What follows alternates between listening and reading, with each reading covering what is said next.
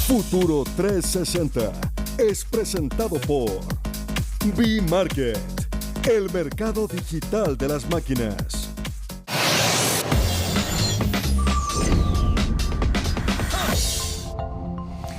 El futuro y el presente son científicos, medioambientales, climáticos. Un ejemplo de esto es que esta semana recibimos lo que los expertos han calificado como un ultimátum científico, en clara referencia al contenido del nuevo informe del Grupo Intergubernamental de Expertos para el Cambio Climático de la ONU, en el que se aconseja que la humanidad tiene que disminuir las emisiones de CO2 dentro de los próximos 3 años más, es decir, a 2025, para así poder evitar la temida catástrofe climática de la cual ya tenemos muchas pruebas. Esta necesidad es urgente e involucra a todo el planeta, a las instituciones, a las personas, a la ciudadanía. Pero también supimos que Chile está tratando de aportar en ese sentido con iniciativas que realmente pueden hacer un cambio con el lanzamiento del Fondo de la Naturaleza en Chile. Este fondo va a permitir gestionar e implementar capacidades en los territorios para poder efectivamente gestionar la protección de las áreas protegidas, las marinas y las terrestres. Es un ejemplo de cómo la colaboración entre las comunidades, el mundo privado y el Estado va a ser una condición para poder cuidar en el futuro cuestiones fundamentales que sostienen nuestra vida, como lo son las áreas protegidas, los bosques, las cuencas, entre otros. Como si todo esto fuera poco, además los científicos siguen descubriendo lo fascinante que puede ser el universo, como esta estrella lejana, la más lejana jamás vista hasta ahora, un cuerpo que estaba recién cuando comenzaba a formarse el universo. Y también están ocurriendo cosas como este hito de lograr secuenciar completamente el genoma humano, descifrar esa curiosa trama que explica por qué somos como somos y así abrir un universo de posibilidades para el desarrollo de la ciencia, de la medicina y del conocimiento de nuestra propia especie y de la gran pregunta que nos constituye, que es ¿cómo surge la vida? También vamos a poder encontrar algunos detalles de cuáles son las trazas de nuestra propia evolución.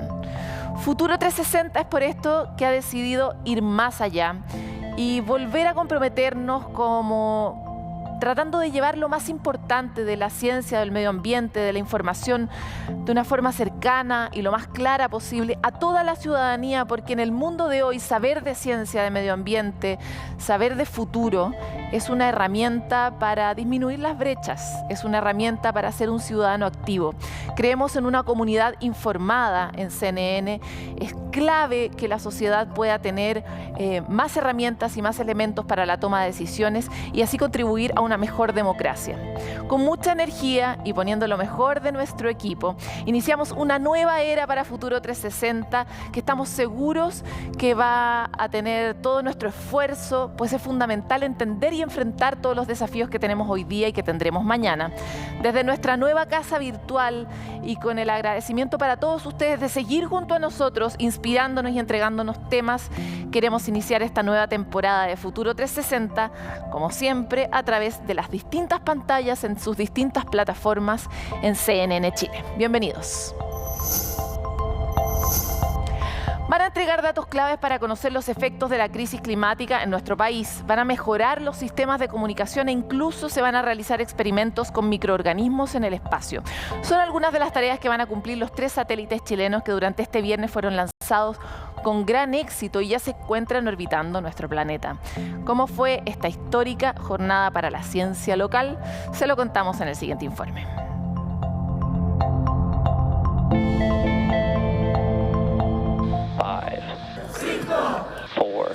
4, 3, 2, 1. Mission is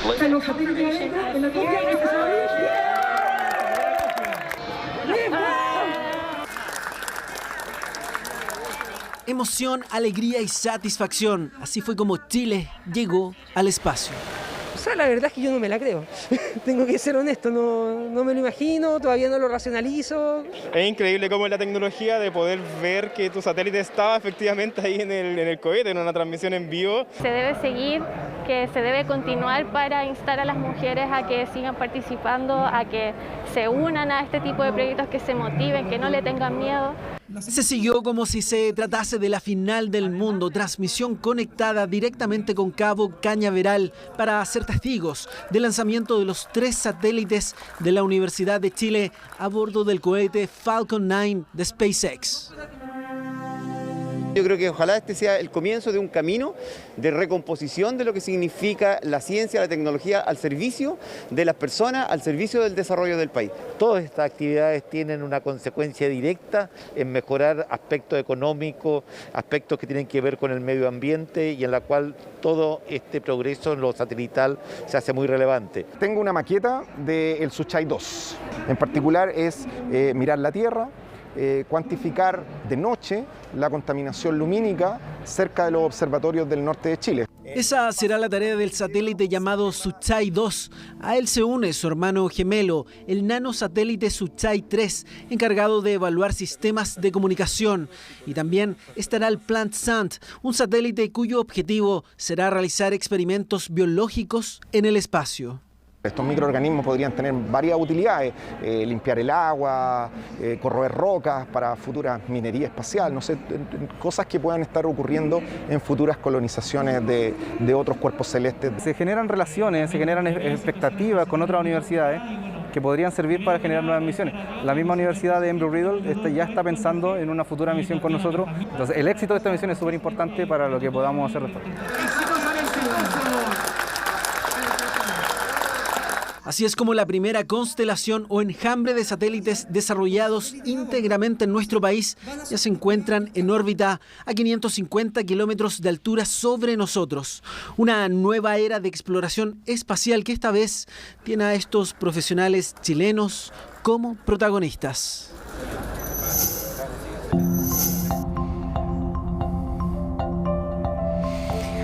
Oye, pero qué emocionante, ¿no? No sé si estaré yo muy sensible, francamente, que Chile esté en el espacio de esta manera, con este nivel de representación. Ya están en órbita estos satélites de la Universidad de Chile, que tal como recién vimos, fueron por suerte lanzados con éxito. Pero este hito para la astronomía y la ciencia nacional también tiene otra arista que es muy relevante. Por primera vez, un material llamado grafeno fue parte de este viaje espacial. Es un elemento que podría ser clave para poder entender cómo puede ser la adaptación de los humanos fuera de la Tierra. Conversamos con quienes son parte de este inédito proyecto y a continuación nos explicarán la relevancia de esta iniciativa en la siguiente cápsula. Nosotros somos primero mundial que va a mandar grafeno a espacio. Nuestro proyecto de grafeno va a satélite que se llama PlantSat. Entonces, cada satélite tiene 3 unidades y una de estas unidades es nuestro experimento de grafeno. Además, en ese satélite va una planta y unos microorganismos biológicos y por eso se llama PlantSat. Investigar el grafeno en el espacio nos permite ver aplicaciones, ver si es idóneo para las aplicaciones que se piensan que puede tener el grafeno en el espacio, como magnetómetros, sensores de radiación, por ejemplo. Para los astrónomos también es de particular interés hacer sensores en base a grafeno. El grafeno es un material bien sencillo de obtener. El grafito está hecho del lápiz, está hecho de muchas capas de grafeno. No basta como que tú peles el grafito, pones el scotch y empiezas a pelarlo con scotch y después otro scotch. Nosotros estamos en vías de darnos cuenta cómo usar el grafeno así como alguien usa un termómetro.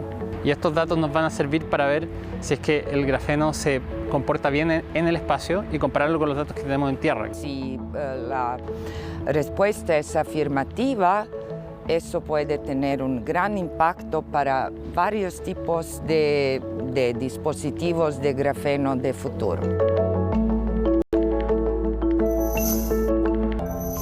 Chile está entre los 10 países que menos financiamiento dedican a la protección efectiva de la biodiversidad en el mundo, pero también es el que peor lo hace de los países que pertenecen a la OCDE o el grupo de países desarrollados a los que queremos parecernos mucho, algo que el Fondo Naturaleza Chile viene a cambiar radicalmente. La razón, A través de este fondo se van a poder gestionar capacidades e instalar capacidades en los territorios de forma descentralizada, de la mano de las comunidades, para que de esta manera podamos hacer la protección efectiva de las áreas protegidas que tenemos en el territorio y en el maritorio.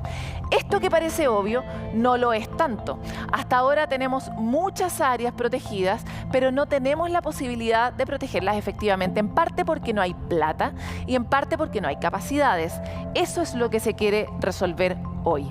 Y de esta manera poder evitar estar expuestos a la pesca ilegal y estar perdiendo nuestros recursos marinos de forma permanente, y también evitar exponernos a situaciones terribles como el reciente incendio que hubo en Tierra del Fuego. ¿Lo recuerdan?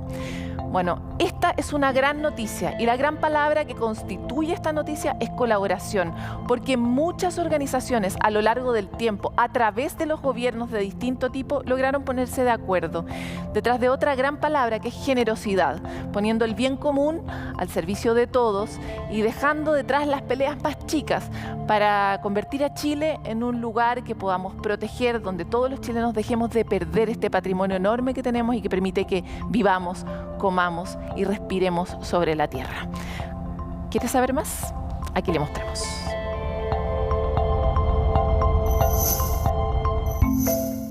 Economía, ciencia y conservación son los elementos claves que componen el nuevo Fondo de Naturaleza, una fundación que espera movilizar el financiamiento para el resguardo del valioso patrimonio natural de nuestro país. Es un fondo que funciona de privados, pero con una colaboración pública-privado, va a venir a complementar el trabajo que vamos a poder hacer desde el Estado para financiar el cuidado de la naturaleza. Una ayuda que llega en un momento clave. Chile se sitúa como uno de los 10 países que menos financiamiento dedican a la conservación en todo el mundo. Pero, ¿por qué una alianza y no solo el financiamiento del Estado? Antes se podía financiar a través del Estado. Para eso había que negociar en el presupuesto anual una vez al año y era muy poco lo que podía estar, o eran organizaciones aisladas que podían financiar un proyecto por acá, un proyecto por allá. El fondo va a juntar los fondos del Estado junto con grandes donaciones. Este fondo pretende hacer un cambio de cómo invertimos y cuidamos. En vez de ir de chiquitito en chiquitito, es poder hacer inversiones con una visión de Estado mayores a nivel de territorio más grande. Nuestro país cuenta con aproximadamente 31.000 especies nativas que se despliegan por todo el territorio, pero el rápido avance del ser humano ha dejado estragos y las demandas de su protección son cada vez mayores. Hemos sido muy buenos en declarar áreas de protección, pero todavía tenemos un camino que recorrer para poder transformar esas declaraciones en hechos concretos. Es decir, ¿qué pasa realmente en los territorios y cuál es la cara realmente de esa conservación? Y los primeros en ser beneficiados serán los bosques y cuencas, junto a las áreas marinas protegidas. El 80% de las exportaciones de Chile dependen del agua, porque se componen de agricultura, se componen de minería, se componen de otros productos que sin el agua no son posibles. Un 10% adicional tiene que ver con la pesca, y justamente depende de ecosistemas oceánicos saludables. El trabajar en los territorios, con las personas que viven en los territorios, que confían y que están poniendo sus energías y trabajo de conservación y su día a día, digamos, y ahí queremos estar. Esas son las iniciativas que queremos apoyar. Una colaboración entre agrupaciones civiles que en conjunto con las comunidades buscan proteger la enorme biodiversidad existente. Y para que no se queden en el pasado, vamos a los breves en Al Día con el Futuro. Sabemos que uno de los grandes desafíos que tenemos es reducir el uso de los plásticos. En esta línea, Algramo, Unilever y Walmart implementaron envases inteligentes recargables. Esta alternativa va a permitirnos a todos los consumidores que consuman en estas cadenas ahorrar hasta un 20% en promedio por cada compra en productos como detergentes y lavalosas.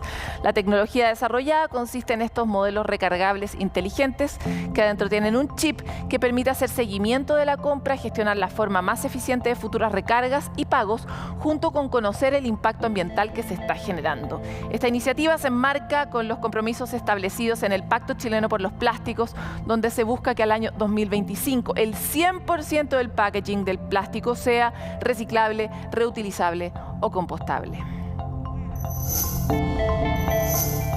Lo siguiente es un hito porque por primera vez científicos lograron secuenciar el genoma humano completo. Este equipo de casi 100 investigadores del consorcio Telómero a Telómero logró revelar esta información que nos permitirá entender mejor cómo nos formamos como organismo individual y como especie, además de descubrir este último detalle que fue publicado en la revista Science. Van a permitir entender cómo se difiere el ADN de las personas y si estas variaciones genéticas desempeñan un papel en las enfermedades, que probablemente es así. En el genoma humano están las respuestas a muchas preguntas, por ejemplo, cómo nos hemos adaptado y sobrevivido a las plagas, virus e infecciones, o por qué los cerebros humanos son más grandes que los de otros primates, entre otras muchas preguntas sobre nosotros mismos. Y seguimos con grandes noticias, esta vez para el desarrollo de la ciencia y la protección de los ecosistemas de nuestro país, porque se adjudicó un nuevo núcleo milenio sobre ecosistemas de bosques patagónicos que se dedicará al estudio de los bosques patagónicos, obvio, de alta montaña en los Andes australes. Esta iniciativa va a ser liderada por Roberto Nespolo, académico de la Universidad Austral e investigador de los centros CAPES e IBIO, y surgió a partir de la conciencia sobre la riqueza única de los bosques patagónicos, los que se transforman en verdaderas reservas de agua, verdaderos centros de biodiversidad para el planeta. La premisa que guía a este núcleo Lili es la de adaptación al frío en los bosques de gran latitud de los Andes meridionales, que dependen del almacenamiento de carbono de los árboles Nothofagus, y que entre los principales factores que impactan su estabilidad está justamente el aumento de temperatura, una consecuencia directa del calentamiento global.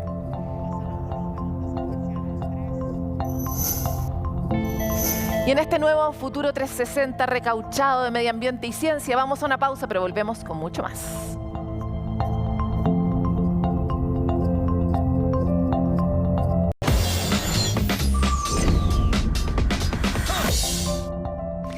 La crisis hídrica, como buena crisis, está cada vez peor y así también son más urgentes que nunca las medidas para enfrentarla.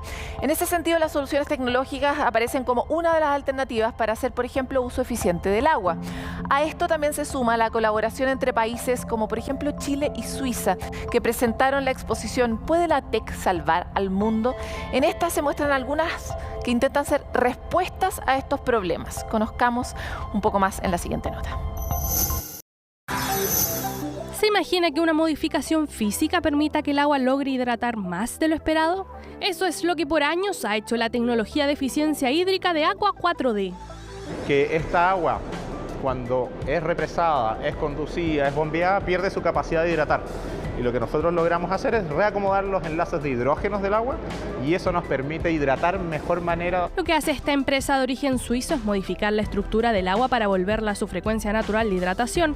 Así se logra una eficiencia en su uso, pero también cambios en el suelo que la absorbe, volviéndose más húmedo.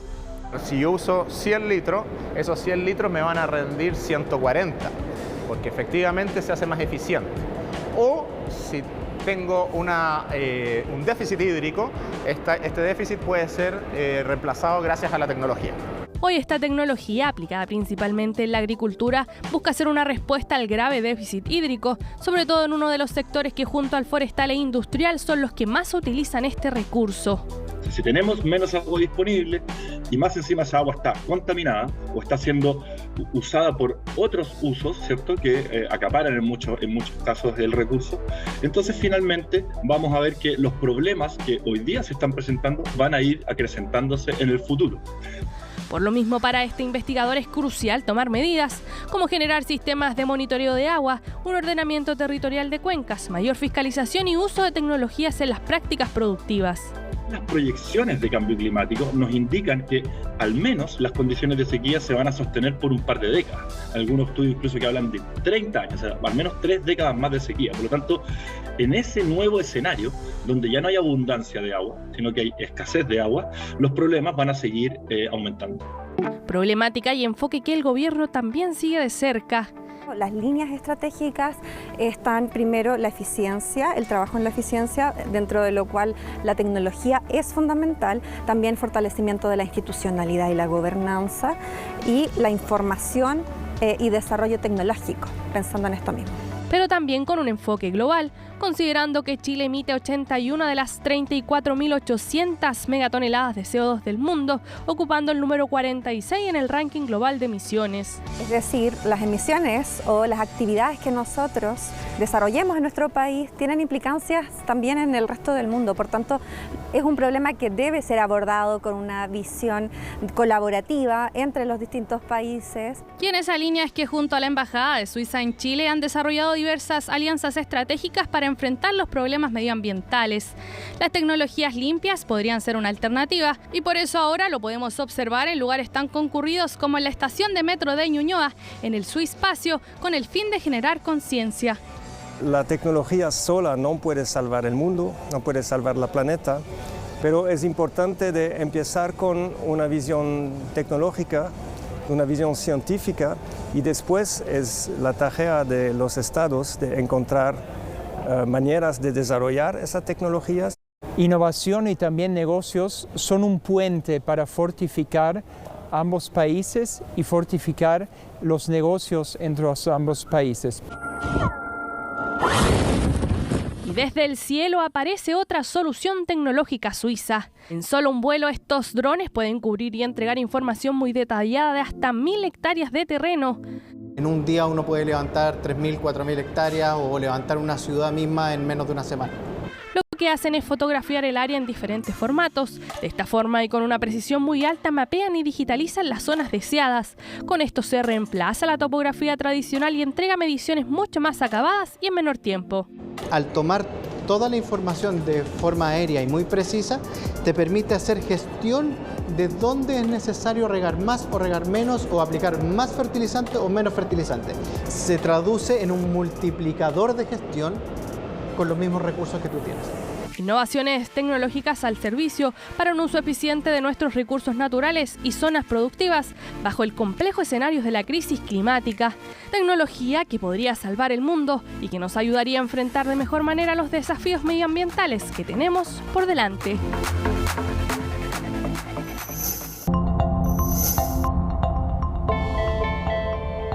Estamos acostumbrados a que los árboles nos den oxígeno, pero cuando nos dicen que el océano nos da oxígeno, no es como tan lógico, ¿verdad? Sin embargo, el océano es uno de los grandes capturadores de CO2 por parte de la atmósfera y por lo tanto un gran aliado de nuestro trabajo contra el cambio climático. Igual tiene un impacto en ellos, que es la acidificación de los océanos. ¿De qué se trata esto? Se lo contamos.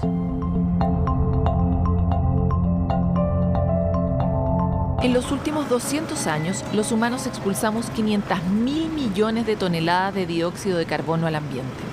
La buena noticia es que un 30% de este gas lo absorbió el océano, evitando que se acumule en la atmósfera. La mala es el impacto que esto causa en el mar y sus habitantes. Cuando el mar absorbe un exceso de CO2, la acidez del agua aumenta, lo que disminuye la disponibilidad de carbonato, elemento esencial con que gran parte de la vida marina forma sus conchas y esqueletos. Moluscos y crustáceos están en peligro y ya desaparecen arrecifes de coral enteros, que son el pilar de ricos ecosistemas que sustentan la vida de al menos el 25% de las especies de fauna marina. Hoy se estima que el mar captura cerca de 1 millón de toneladas de CO2 por hora. A este ritmo, en menos de 80 años, la acidez subirá un 150%, con un impacto demoledor en su biodiversidad. Bueno, y esta semana está marcada por otra noticia proveniente del panel intergubernamental sobre cambio climático, que publica periódicamente informes para revelar el impacto del ser humano sobre la Tierra y hacer una medición de esto que hemos llamado el calentamiento global y que necesitamos hacer consciente. En esta ocasión vamos a profundizar sobre un nuevo reporte que aborda particularmente el asunto de la mitigación del cambio climático, y para esto tenemos al director del Centro de Investigación en Sustentabilidad de la Universidad del Desarrollo, Alex Godoy, experto y participante en este informe. Muchas gracias por estar con nosotros, Alex. Gracias por la invitación, Paloma.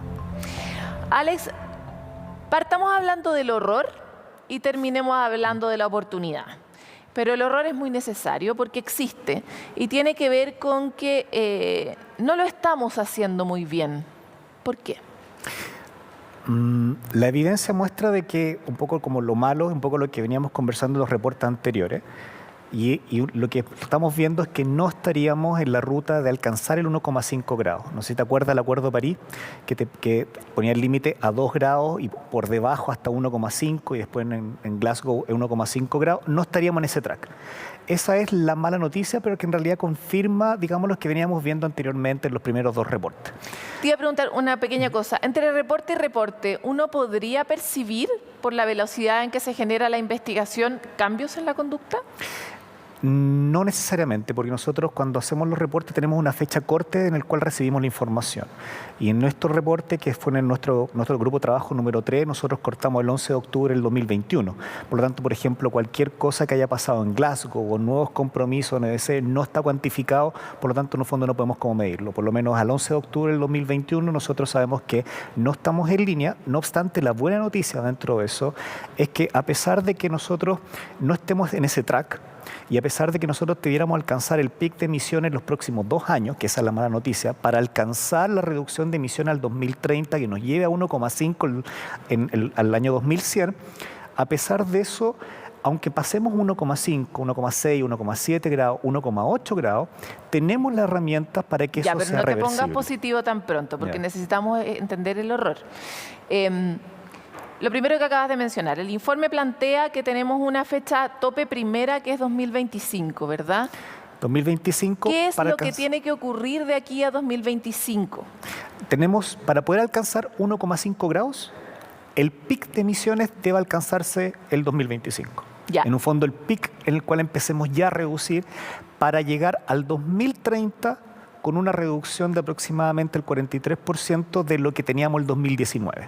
Ya. Que es nuestra fecha base. Ya, y si pensamos en esa fecha 2025, ¿cómo vamos con ese norte de alcanzar el pic? De acuerdo a lo que sabemos hoy día, ¿cuándo se alcanzaría el pic? El pic pasaríamos el 2025, lo más probable cercanos al 2030, si es que seguimos en este mismo de track. Por eso que la evidencia refleja de que estaríamos tenemos pocas chances de alcanzar ese pic. Eso es lo que dice la evidencia. Por lo tanto, si tenemos poca chance, significa que vamos a tener un cierto retardo en alcanzar ese pic y eso hace que se proyecte por sobre 1,5. Es por eso que a este informe se le ha llamado el ultimátum científico, algo que es necesario para llamar a la acción climática, porque también propone reducciones rápidas, profundas e inmediatas para disminuir en algunos sectores hasta el 100% de los gases de efecto invernadero. Esa reducción rápida, profunda e inmediata, ¿es realista y en qué tipo de cosas se podrían ver?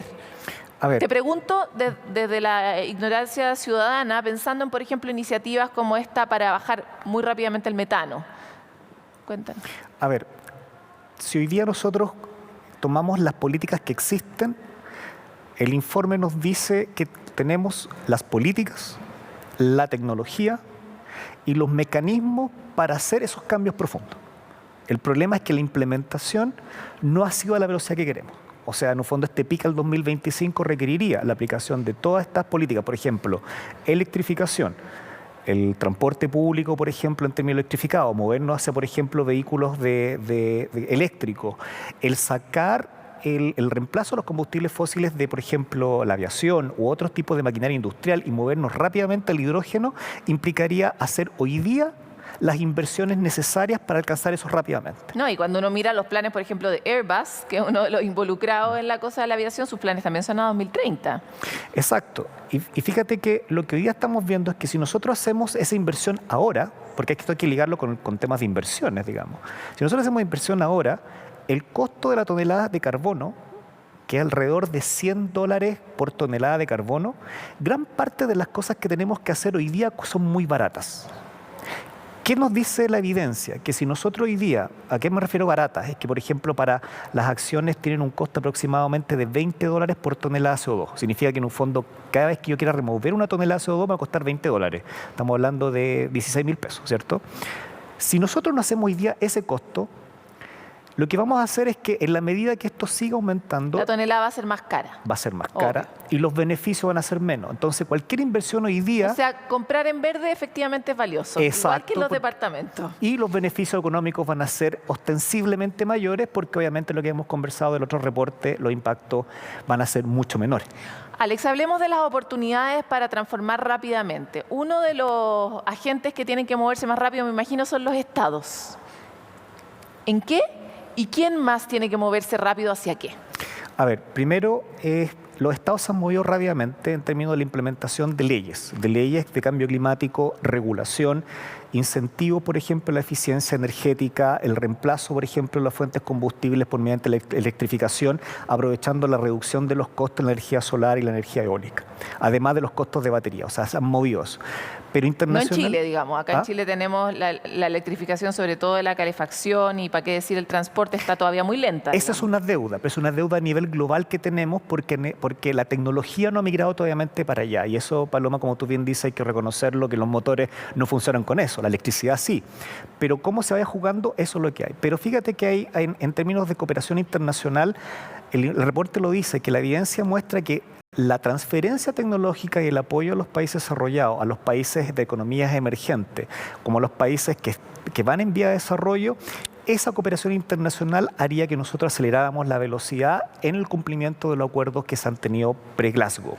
Y eso significa que en un fondo, por ejemplo, la cooperación internacional, el compromiso de los países y el actuar también a nivel local como a nivel global, permitiría avanzar en estas brechas, que es lo que nosotros llamamos la reducción de los gaps entre países que están desarrollados. Entre los ricos y los pobres. Exacto. Ya. Avancemos ahora, tenemos 3 minutos. 1 minuto para cada buena noticia. ¿Cuáles son las proposiciones en las que sí podemos avanzar? Por ejemplo, evidencia en cambio de estilos de vida. Los cambios de estilo de vida han mostrado que caminar, el uso de la bicicleta, el transporte público, el transporte electrificado permiten reducir, digamos, emisiones, entre un 30 y 40% son las emisiones en términos de estilo de vida, asociado, por ejemplo, a reducción del consumo. Y ya están de moda. Esa es la buena noticia, porque una cosa es decirlo, pero otra cosa es hacerlo. Exacto. ¿Verdad? La reducción del consumo sumado a la reducción de la pérdida de alimentos. Eso es por una parte. 2, construcciones. Si nosotros avanzamos en el retrofit de construcciones, por ejemplo, aquí me refiero a retrofit, hacerlas eficientes energéticamente y a lo que son resilientes a los impactos del cambio climático, estaríamos reduciendo gran parte de los consumos. O sea, por ejemplo, suaves. aislar correctamente las casas, preocuparse primero de ahorrar y no perder energía por la vía de la mala construcción para después poder cambiar incluso la conducta, ¿no? Exacto. Y si tú le sumas que esa calefacción que necesitas menos es electrificada, mucho mejor y que ojalá venga energía renovable. Y por último, lo que tenemos es migrar rápidamente hacia combustibles como hidrógeno en aquellos lugares en los cuales no podemos electrificar y que se requieren cambios tecnológicos un poquito mayor en colaboración internacional. Esas son las 3 grandes áreas que nos permitirían alcanzar las metas. Bajémoslas a Chile. ¿Dónde nosotros podríamos tener más hidrógeno? Como es a nivel global, digamos, todo lo que son motores de combustión, digamos, todo lo que no podemos reemplazar hoy día, el diésel, todo lo que tiene que ver que no se puede electrificar, como motores, sector industriales, refrigeración, sistemas de refrigeración, sistemas industriales de amortiguación de temperatura que todavía funcionan, o es mediante el uso de hidrógeno, que ya tiene que ver con una reforma más tecnológica, o mediante sistemas de electrificación aprovechando nuestra matriz energética. Y para cerrar, Alex, dejémoste aquí el mensaje para todos los ministros que ahora además están muy en la lógica de trabajar interministerialmente. ¿Dónde uno podría generar una transformación? Así, por ejemplo, ¿qué pasa con nuestras casas, las casas que construye el Estado? ¿Qué pasa con más del transporte público? ¿De qué manera las personas podríamos acceder más fácil a autos eléctricos? La idea que se te ocurra. Es tu minuto. Me voy a referir al reporte. Paquetes de política, Paloma. Y cuando me refiero a paquetes de política, por ejemplo, la agricultura es un gran motor de captura en suelos, por ejemplo, que le confiere, por ejemplo, a todos los departamentos de agricultura, energía, en términos de eficiencia energética, retrofit de vivienda, transporte público, desarrollo ciudades. O sea, el informe es común para todos, no lo abstrae a Chile y creo que mediante esos paquetes de políticas de trabajo ministerial intercomunado van a permitir alcanzar y reducir las emisiones que nosotros requerimos para alcanzar el pic antes posible de cara, digamos, al 2030 y al 2100. Muchas gracias, Alex, por tu Gracias a ti, Paloma. velocidad para contestar nuestras muchas preguntas. Te volveremos a tener aquí. Gracias.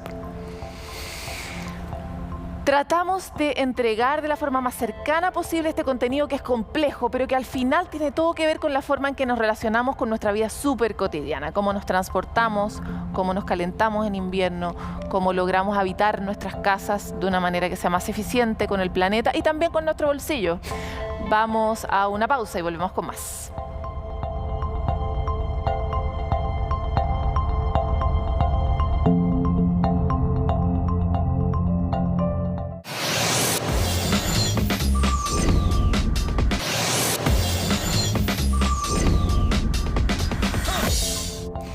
Como les comentábamos al inicio, revuelo mundial generó el anuncio de la NASA, quien dio detalles sobre la estrella más lejana conocida hasta ahora en la historia de la humanidad. Es un objeto que podría ayudar a comprender cómo se formó el universo. Los detalles de este fantástico hallazgo en el siguiente informe. Es la estrella más antigua que hemos podido observar. Sería un ejemplo de la primera generación de estrellas que se formaron en el universo. Se podría decir que logramos viajar en el tiempo para verla. Tuvieron que pasar más de 12.900 millones de años para que la luz de la llamada estrella de la mañana lograra ser vista por un telescopio espacial. Nos da una idea de cómo se forman las primeras estrellas. Esa es la relevancia de Earendel, una estrella prematura que logró ser captada gracias a una de las tantas fotografías proporcionadas por el telescopio espacial Hubble de la NASA. Lo que aquí vemos sería uno de los primeros cuerpos que se formaron en el universo, eso tras la explosión del Big Bang.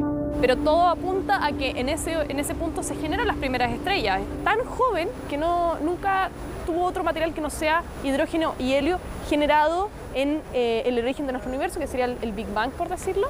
Entonces es bastante emocionante encontrarse con una situación así. Según los primeros reportes, la estrella de la mañana existía cuando el universo tenía unos 4.000 millones de años, o solo un 30% de su edad actual. Es 50 veces más masiva que nuestro Sol, 1.000 millones de veces más brillante y uno de los últimos hitos del Hubble.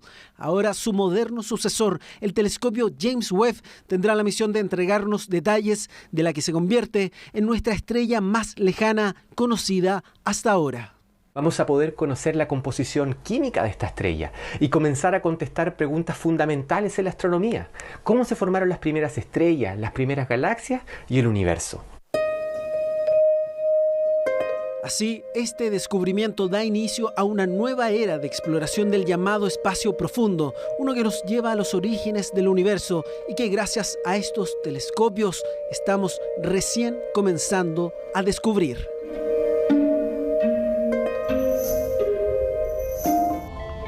A esta altura, más o menos un chileno promedio sabe que somos líderes a nivel global en la producción de energías renovables, pero sobre todo que tenemos un enorme potencial para ser mucho más líderes de lo que somos hoy, poder exportar eventualmente energías limpias para ayudar también a otros países a disminuir su propia huella de carbono.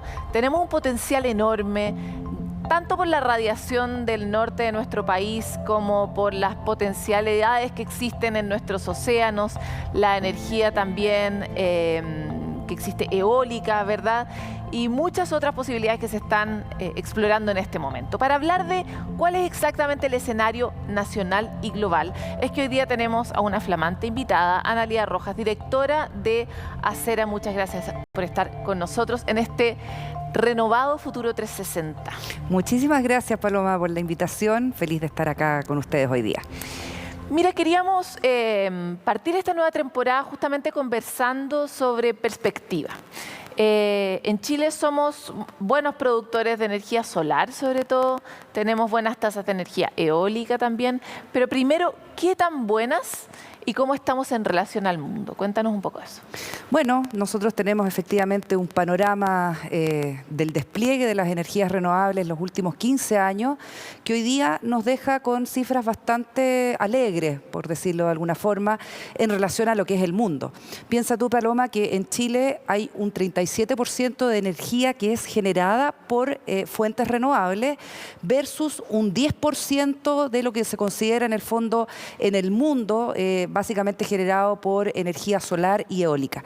En ese sentido, estamos efectivamente con un pie más adelante, ¿cierto?, respecto al panorama global, pero aún así... Somos muy chiquititos. Somos chiquititos y además la tarea que queda todavía por ese otro 3/4 partes en el fondo de cómo se genera la energía, que hoy día nosotros en Chile la tenemos básicamente en la energía hidroeléctrica y la termoeléctrica. Es ahí donde está el desafío de cómo vamos a hacer entonces el reemplazo para desfosilizar el sector eléctrico, que es lo que produce en el fondo la energía que todos consumimos. Nosotros estamos en un país chiquitito, decíamos, en relación al mundo, y somos chiquititos también en cuanto aportamos a las emisiones globales. Despejemos al tiro ese argumento de por qué Chile tiene que meterse en una tarea así tan titánica y con tanta convicción, contemplando lo pequeños que somos en el contexto global en el marco de emisiones. Muy importante el mensaje. Aun cuando efectivamente Chile tiene un menor o un mínimo aporte de emisiones a nivel global, sí es cierto que las afectaciones que produce en el fondo el cambio climático, ¿no?, y el aumento de la temperatura global del planeta va a afectarnos a todos por igual, independiente de si tú eres un país emisor o un país con menos emisiones. Mientras más rápido y acelerado hagamos el cambio, primero, más energías renovables, segundo, más eficiencia energética, tercero, más electrificación de los consumos.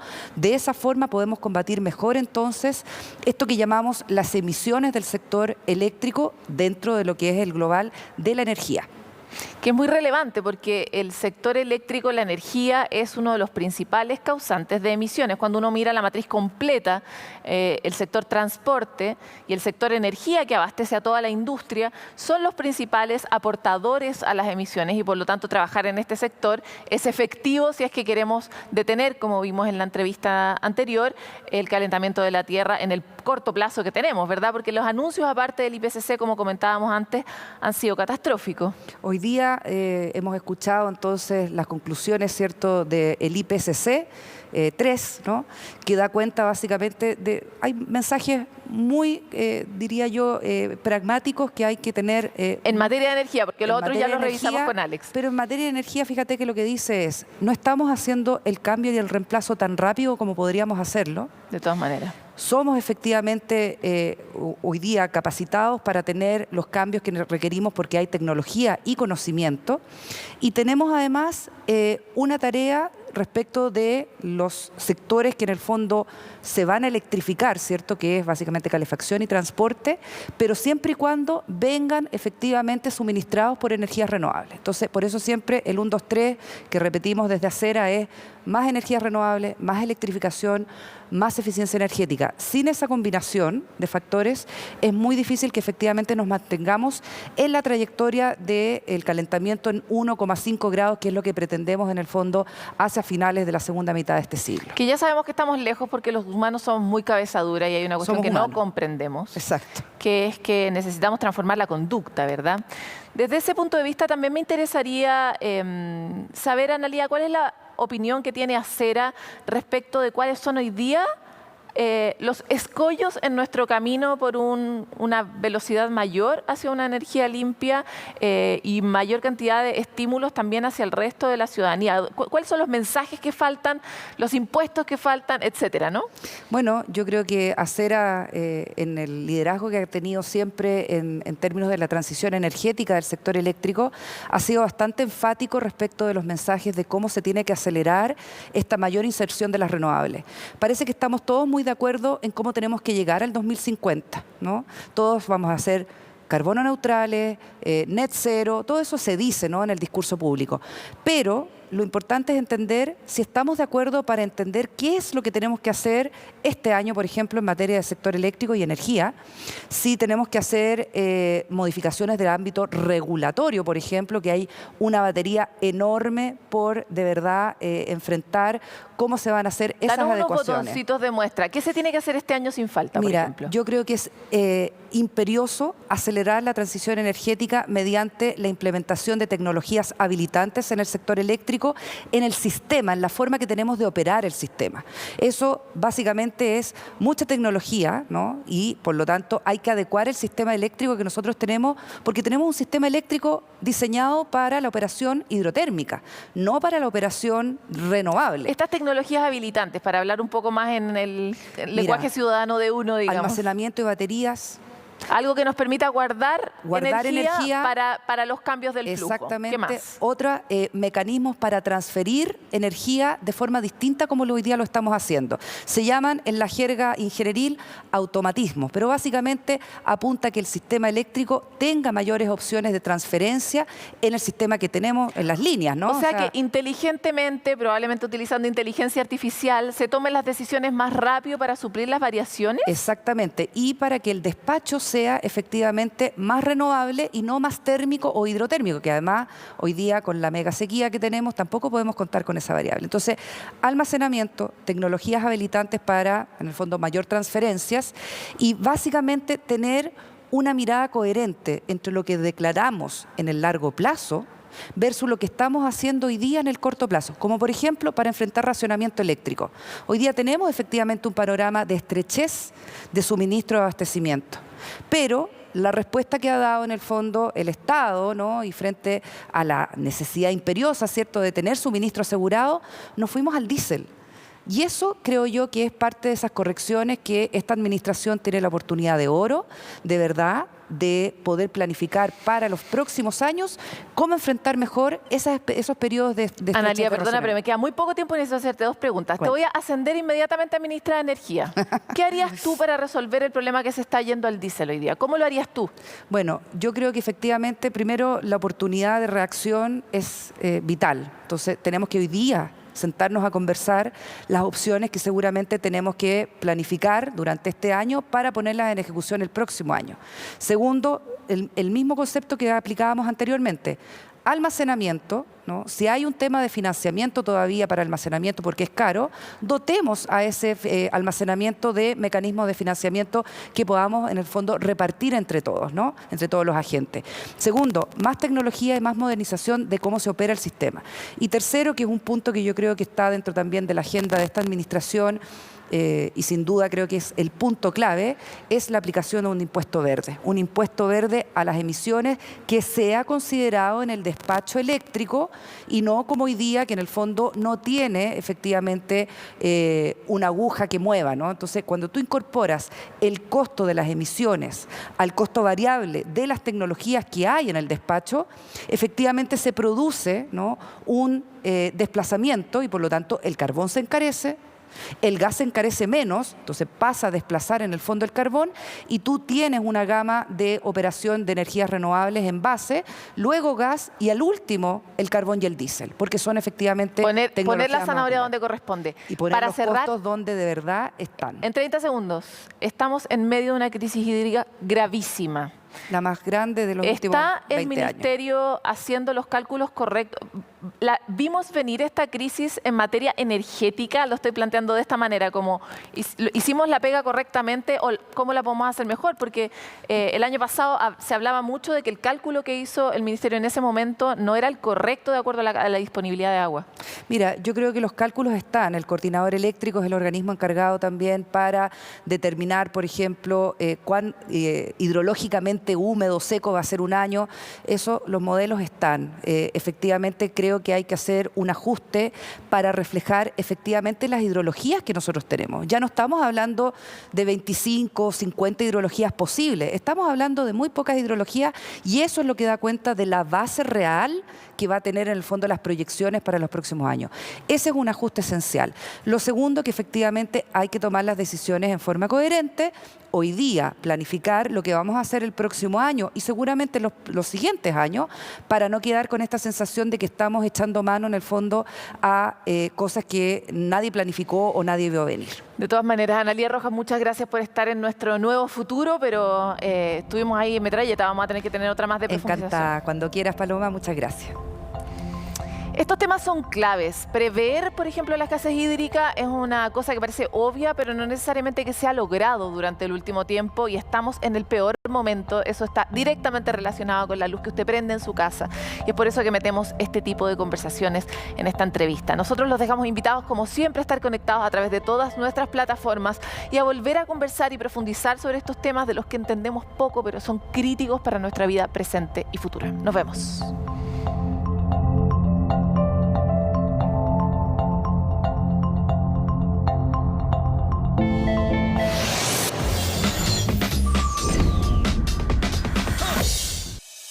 Futuro 360 fue presentado por B-Market, el mercado digital de las máquinas.